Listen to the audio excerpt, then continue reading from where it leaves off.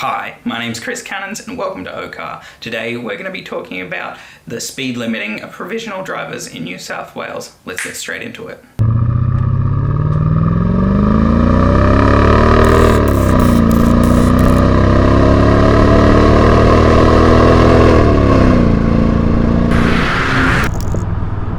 Okay, so the first question that we're going to answer is, what is a P plater? Because if you're not from Australia, you might not know. So in Australia, when you first pass your driving test, you are on a provisional license. This means you have to display a plastic plate with a P on it on your car, on the front and the back.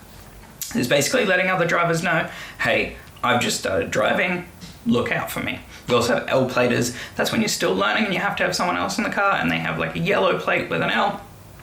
Pretty straightforward system.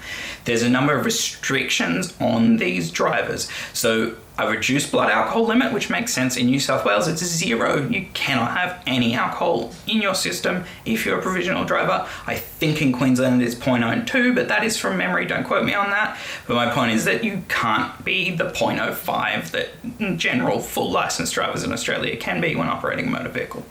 They can also not drive high-powered vehicles, and there's also other restrictions based on size and stuff. So you can't go get a 500 horsepower V8 and go crash into a tree straight away. You have to wait until you are on a full license to go crash your Mustang into a tree. They also have restrictions on the number of passengers you can carry. In New South Wales, that is based on like a curfew system, so you can't have a certain number of passengers after a certain time.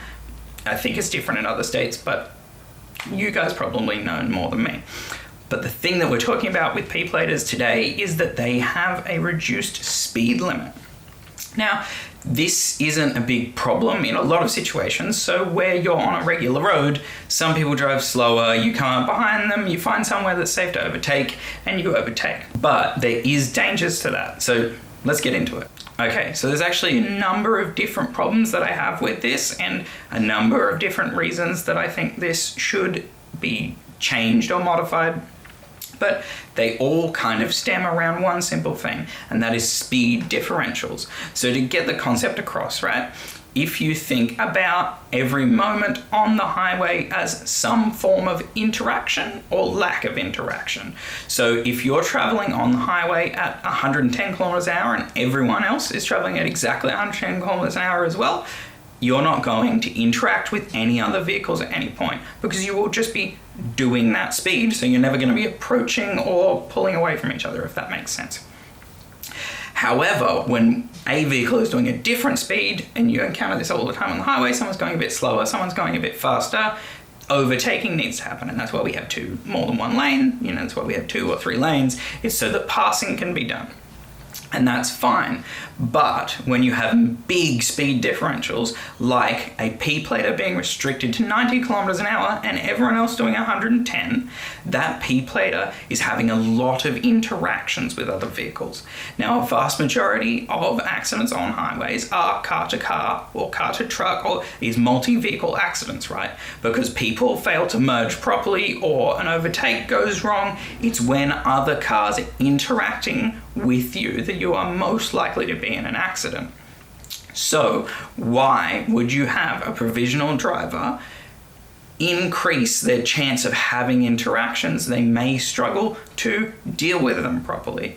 The logic is that these people can't control a vehicle at this speed, but the truth is, if you think about it, 90 versus 110, there's not that big of a difference in actually controlling the vehicle, but your experience, your lack of experience, may cause you to not react to certain situations correctly. And it actually makes it more difficult for provisional drivers to merge onto the highway.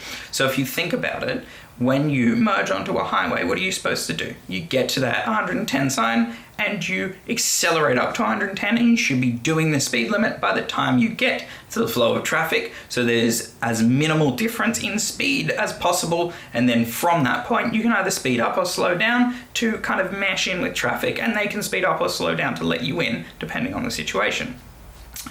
As a provisional driver, you now have to speed up to 90, and if you go any faster, you're technically speeding. So you speed up to 90, and now no matter what, you have a 20 kilometer an hour difference between you and the other drivers. you're now forced to either slow down and come in, and now you are going to have someone coming up behind you and they have to move into the outside lane, and if there's someone to their right, all the variations, when you very well could have just been doing 110 and moved in easier. Do you see the problem? All right, so I'm coming up with all these problems. What are we going to do about it?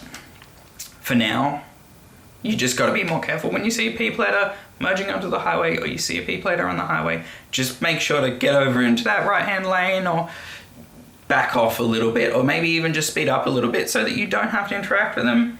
Help them merge onto the highway, and just move around them calmly, and be aware that they actually can't be at the same speed as you, so it might be difficult for them to do certain things on the motorway.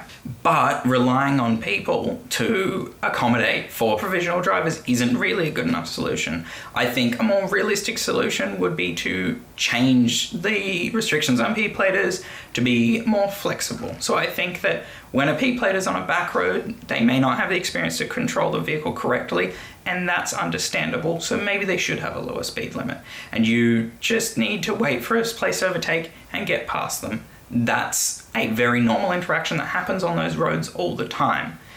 But when a P-plater is merging onto a highway, I think it would be better if they could do 110. And I think it would be better for them, once they're on the highway, to be doing the same speed as everyone else. We already see it all the time with trucks. You're constantly having to overtake them, and that's problematic.